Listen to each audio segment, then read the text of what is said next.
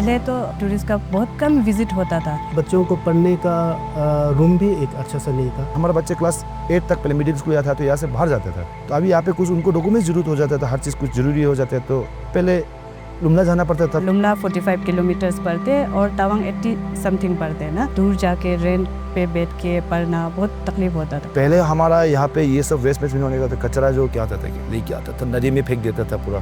शाम परसों से आता था तो कीचड़ पूरा, तो वहाँ करीब फंस के रोकना पड़ता था। सरहद पर बसे इन गांवों में जिंदगी थी, लेकिन जरूरतें सिर्फ ख्वाबों में मिला करती थी। ये बात उन दिनों की है जब ऐसा लगता था कि जैसे ये आखिरी गांव भारत के नक्शे के किनारे रखी कोई भूली हुई उम्मीद हो। वक्त बदला तो दौर बदला, दौर बदला तो नेतृत्व भी बदला, नेतृत्व बदला तो नीतियां बदली, और जन्म हुआ एक दूरदर्शी सोच का, जो इन आखिरी गांवों को पहला गांव बना गई। जब से वाइब्रेंट विलेज प्रोग्राम स्टार्ट हुआ था तो सबसे पहले तो हमारा ये कैफ़े जो रन करने में इंडियन आर्मी का बहुत बड़ा योगदान रहा है ना। उन्होंने ही हमें ये कैफ़े को अंडर वाइब्रेंट विलेज पे दिलवाया है, और उन्होंने ही हमें बेकिंग और कुकिंग का क्लासेस भी प्रोवाइड किया है। 20 में 2022 को ये दीनदयाल स्कीम का बारे में सुना, मतलब ऐसे सुना कि ऐसे कुछ स्कीम है तो होम स्टे का है, तो मैंने इसलिए अप्लाई करके देखा, तो प्रेजेंटेशन वगैरह सब कुछ दिया तो मिल गया। इसलिए अभी देखा जाए तो बहुत ही अच्छा है। जब से ये वाइब्रेंट विलेज प्रोग्राम स्टार्ट हुआ है ना, तब से मतलब टूरिस्ट विजिट भी आना शुरू हो गया है। इंटरनेट भी 2023 से चालू हुआ, तो ये इंटरनेट चालू होने का बाद यहाँ पे टूरिज्म और भी आ रहा है, क्योंकि आजकल तो पूरा ऑनलाइन है ना। जब वो लोग फूड के लिए आते हैं तो हमारा इनकम भी अच्छा से हो जाता है ना। वाइब्रेंट विलेज के अंदर में एक घर भी होने से वहाँ पे भी गवर्नमेंट उसको रास्ता पहुँचा के देंगे बोला है। गवर्नमेंट कोई भी ऐसी चीज़ नहीं छोड़ेंगे बोला कि कोई एक आदमी होने से भी उसको कहीं दूर जाना पड़े। कुछ पे आना जाना होगा तो तकलीफ नहीं होता है।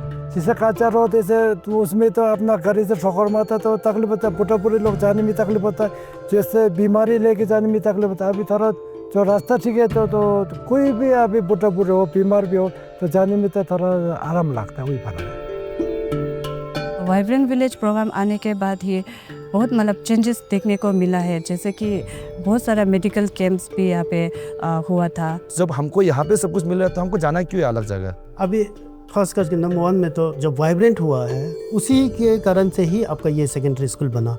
अभी इतना बड़ा बिल्डिंग बन गया, इसके बाद में हॉस्टल बिल्डिंग बन रहा है, ऑडिटोरियम बन रहा है, प्लेग्राउंड बना। एजुकेशन में तो बहुत सारा डेवलपमेंट आया है, क्योंकि मेन तो बस्ती को डेवलपमेंट होने के लिए सबसे पहला थिंग तो ये एजुकेशन ही होते है।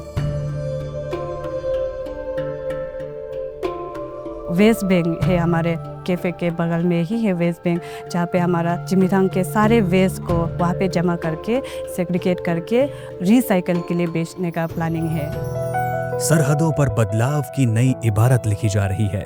वाइब्रेंट विलेज प्रोग्राम के तहत पहले चरण में 19 सीमावर्ती जिले के 662 गांव चुने गए, जहां 220 सरकारी योजनाएं 100% लागू की गई। आजादी के बाद से जितना निवेश इन गांवों पर हुआ था, उससे 2 गुना निवेश सिर्फ बीते 5 वर्षों में किया गया, ताकि इन गांवों में सुरक्षा मजबूत हो, शिक्षा और स्वास्थ्य सुधरे, पर्यटन को बढ़ावा मिले और यहाँ की अर्थव्यवस्था भी सुधरे। वाइब्रेंट विलेज आने के बाद ही क्यों हुआ ये सब, मतलब centre is focusing, central government वो कर रहे, स्पेशली अपना जो ऐसे जो बॉर्डर एरिया। ये उस भारत की झलक है जो हर कोने तक पहुंचना चाहता है।